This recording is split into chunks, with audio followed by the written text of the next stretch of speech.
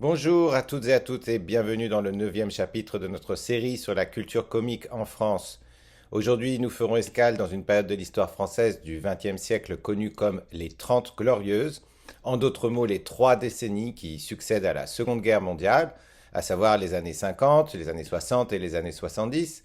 Donc une période marquée par la présence politique du général Charles de Gaulle, que nous voyons ici en haut à gauche, notamment une période de reconstruction dans un pays détruit physiquement et psychologiquement par l'horreur de la guerre et l'occupation nazie d'une grande partie du territoire pendant 4 années. Alors la France ouvre avec la reconstruction une longue période de croissance économique, de transformation sociale et d'innovation technologique. Le cinéma, la chanson, les voyages en voiture et la comédie sont produits et consommés en masse par une population qui s'adapte de plus en plus dans une culture occidentale du comique qui dépasse largement les frontières de la France. Il m'a semblé donc évident de choisir cette semaine Louis de Funès comme figure emblématique de cette période, car il deviendra au long de sa carrière le visage de ce grand-père hargneux et teigneux, ce méchant patron qui se transformera souvent en meilleur ami, ou alors ce policier qui finira par aider les bandits sans bien même le vouloir.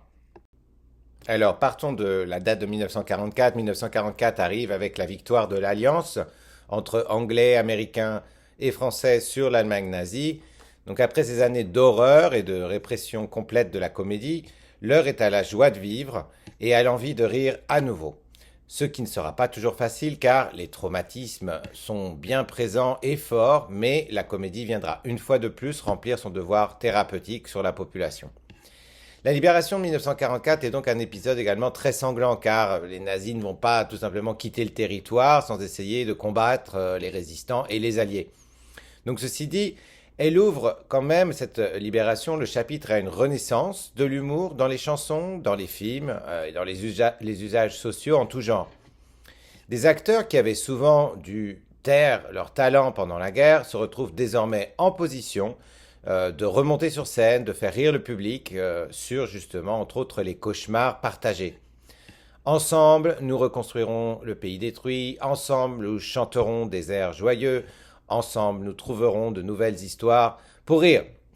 C'est un peu ça l'esprit des lendemains de la libération, même si la stabilité politique est encore loin d'être garantie. Alors, malgré la liesse et la joie de retrouver donc cette liberté, les Français tombent vite dans une dure réalité. Le cinéma, et en particulier le genre du film noir, a joué justement un rôle important dans la reconstruction de la France après la Seconde Guerre mondiale, puisqu'il contribue à servir de miroir. Tout d'abord, le film noir a permis d'exprimer les traumatismes et les séquelles de la guerre en mettant en scène des récits sombres et souvent très pessimistes. Ces films ont ainsi offert un espace de réflexion et de catharsis pour le public post-guerre, lui permettant de mieux comprendre, peut-être, et de faire face aux événements traumatisants de la guerre, même si souvent on tombe beaucoup dans le tabou. De plus, le film noir a été un moyen pour les cinéastes français de critiquer la société et les institutions de l'époque, mettant en lumière les injustices, les corruptions et les inégalités qui persistaient à la fin de la guerre. Ces films ont ainsi contribué à nourrir le débat public et à susciter des prises de conscience sur les enjeux de société de l'époque. Enfin, le film noir a aussi permis de renouveler le cinéma français en introduisant de nouvelles esthétiques et techniques de mise en scène empruntées bien souvent au cinéma américain. Ces innovations ont contribué à moderniser le cinéma français et à le propulser sur la scène internationale. Alors, ce qui est intéressant, c'est que face à l'impuissance que beaucoup éprouvent dans les années 1950, au lendemain de la guerre, on observe en contraste un goût développé pour la surpuissance qui se développe partout en Occident et particulièrement aux États-Unis avec des figures comme Superman ou Wonder Woman. Pendant cette période de croissance économique pour les pays alliés et les pays vainqueurs de la guerre, on voit apparaître partout des super-héros et héroïnes. Alors ils servent bien souvent de symboles d'espoir et de progrès scientifique et aussi de courage pour les populations qui ont été touchées par les traumatismes de la guerre. On cherche donc avec ces super-héros à entretenir un grand optimiste dans la capacité humaine en général à surmonter les épreuves et à protéger les plus vulnérables. Ne perdons pas espoir, les super-héros agissent comme des figures de justice et ils sont toujours là pour réparer. Ils représentent la possibilité de punir les coupables et de rétablir l'ordre dans un monde perturbé par les conflits et la violence.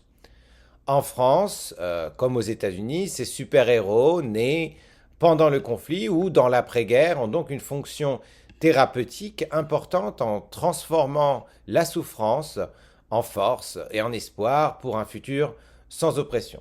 Dans le cas de la France, bien entendu, ça sera Astérix et sa fameuse potion magique dont tous les enfants rêveront avoir accès un jour.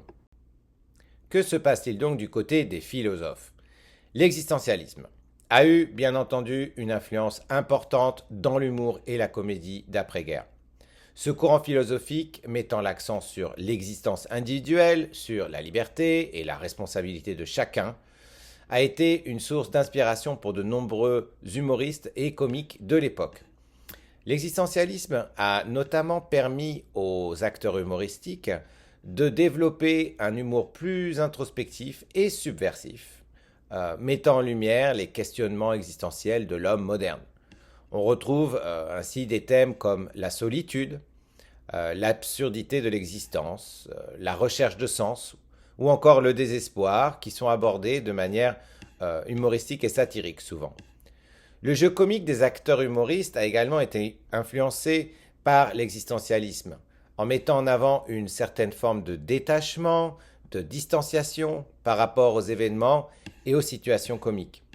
Les humoristes ont ainsi pu développer un humour plus réfléchi, ironique souvent et parfois grinçant, qui incite le public à réfléchir sur sa propre condition humaine. En résumé, l'influence de l'existentialisme dans l'humour et la comédie d'après-guerre en France jusqu'au présent a permis aux acteurs de proposer un humour plus profond, intellectuel, engagé, tout en explorant les limites de la comédie traditionnelle et en interrogeant les fondements de la condition humaine.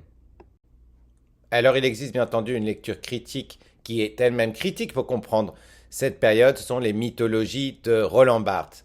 Les mythologies de Roland Barthes sont une analyse critique des symboles, des signes et des codes culturels à travers lesquels la société se construit et se reproduit. Elles permettent ainsi de comprendre comment l'humour et la comédie ont évolué dans la société française des années 1960 et 1970 en révélant les valeurs, les croyances et les représentations sociales qui sous-tendent ces formes d'expression. En examinant les mythes qui entourent l'humour et la comédie dans la culture française, notamment, Barthes a réussi à mettre en lumière les stéréotypes, les préjugés et les tabous qui influencent la manière dont ces phénomènes sont perçus et pratiqués. Il montre comment ces représentations sont souvent le reflet des hiérarchies de pouvoir et des normes sociales en vigueur à l'époque, mais aussi comment elles peuvent être subverties, contestées ou transformées par les artistes et les humoristes. En mettant en perspective les différentes formes d'humour et de comédie à travers une analyse sémiologique et sociologique, les mythologies de Roland Barthes nous aident donc à saisir les enjeux politiques, culturels et esthétiques qui ont façonné ces pratiques artistiques dans la France des années 1960 et 1970. Elles nous permettent également de comprendre comment celles-ci ont contribué à remettre en question les normes établies et à ouvrir de nouvelles perspectives sur la société et ses fonctionnements. En ce sens, les mythologies de Roland Barthes sont un outil précieux pour décrypter les transformations de l'humour et de la comédie dans la société française des années 60 et 70 en nous invitant à prendre du recul par rapport aux représentations conventionnelles et à explorer les multiples significations et résonances culturelles qui se cachent derrière toutes ces formes d'expression. Pendant la guerre froide, le comique en France a connu une évolution marquée par les tensions internationales et les luttes politiques. Après l'expérience de mai 1968, le paysage comique français a été profondément transformé. Avant mai 1968, le comique en France se caractérisait par une certaine conformité aux normes sociales et politiques en vigueur, et en général. Les humoristes, pour grand public, étaient souvent considérés comme des divertisseurs plutôt que comme des agents de changement, imitant bien souvent les produits humoristiques venus d'outre-Atlantique, comme les séries qui commencent à naître à travers les télévisions. Cependant, après les événements de mai 1968, le comique français a commencé à se radicaliser et à s'engager plus ouvertement dans des revendications politiques et sociales de chaque bord. De nombreux humoristes ont alors adopté un ton plus critique et subversif, s'attaquant ouvertement aux partis politiques, aux institutions et au système en place. Des figures emblématiques comme Coluche, comme Guy Bedos ou encore les Deschiens ont émergé pendant ces années-là. Ils ont commencé à proposer une forme de comique engagé et contestataire. Ces artistes ont contribué à changer la perception du rôle de l'humour dans la société en le considérant comme un moyen de dénoncer les injustices et d'interpeller le public sur des questions politiques et sociales. Le comique en France après mai 1968 est ainsi marqué par une diversité de styles et d'approches allant de l'humour politique et militant à l'humour absurde et décalé. Cette période a également vu l'émergence de nouveaux formats comiques comme les sketchs télévisés et les stand-up qui ont permis aux humoristes de toucher un plus large public et de faire entendre leur voix de manière originale et percutante. Alors, vous l'avez bien compris, mai 1968, c'est aussi un moment où on observe la crise des générations. Entre la figure vieillissante et bien souvent dépassée du général de Gaulle, la jeunesse réclame le renversement des valeurs traditionnelles que lui incarne trop souvent. Le mode de fonctionnement bourgeois et capitaliste est donc fortement analysé, ou bien pour être défendu, ou bien pour être critiqué. On voit déjà, par exemple, dans les films de Jacques Tati, comme Mon oncle, dont la photo centrale vient, est une comédie cinglante de 1958 sur les contrastes sociaux, les contrastes générationnels, les contrastes politiques, religieux, culturels, ethniques, et j'en passe, et des meilleurs. Donc le comique que l'on voit dans les années 50 et 60, c'est un comique de contraste que l'on observe comme jamais auparavant, dans un climat où chaque classe sociale et génération commence à vouloir revendiquer ses propres humoristes. Et c'est normal. Il y a donc grand besoin de besoin de conciliation dans le cinéma pour grand public. Mai 1968, 10 ans plus tard, après Jacques Tati et son oncle, est donc un véritable affrontement direct entre les générations qui réclament chacune un mode de vie différent. L'humour se trouvera alors souvent divisé et provocateur ou alors conservateur ou bien quand bien même réactionnaire. Et c'est dans tout ce contexte que l'acteur que j'aimerais étudier cette semaine va monter en flèche dans le cinéma comique populaire français. Alors, si vous êtes francophone ou hispanique, vous connaissez déjà sûrement, certainement, cette figure comique, et sinon, parlez-en à vos parents ou à vos grands-parents. Louis de Funès, comme ses dates de naissance et de mort l'indiquent, est donc né au début de la Première Guerre mondiale et a traversé les 30 glorieuses, justement, dans la gloire. Bien que sa carrière d'acteur démarre plutôt doucement et qu'il passe des décennies à faire plutôt des rôles secondaires, il deviendra, dans les années 60 et 70, ce grand divertisseur clown que certains intellectuels vont détester, le trouvant bien trop bouffon ou primaire, mais qui sera apprécié du grand public pour une série de films que le public français continue de revoir régulièrement à la télévision. Louis de Funès, de son vrai nom Louis Germain David de Funès de Galarza, était un acteur français d'origine espagnole, donc, mais né en 1914 bien en France, à Courbevoie, et décédé en 1983 à Nantes. Louis de Funès a révolutionné le comique français par son incroyable talent pour l'interprétation de personnages excentriques et hauts en couleur, son jeu d'acteur, son expressivité et sa gestuelle unique lui ont permis de devenir l'une des figures emblématiques du cinéma comique français de cette période. Parmi ses rôles les plus célèbres, on peut citer celui du gendarme Cruchot dans la série des films du gendarme de Saint-Tropez ou encore celui du bourgeois tyrannique dans beaucoup de films, notamment La Grande Vadrouille. Son humour décalé et burlesque, ainsi que sa capacité à faire rire sans dire un mot, ont marqué toute une génération de spectateurs qui ont fait de lui un véritable phénomène du cinéma. Louis de Funès a su apporter un vent de fraîcheur et d'originalité dans le paysage comique de la France en brisant les codes traditionnels et en osant des personnages loufoques et extravagants.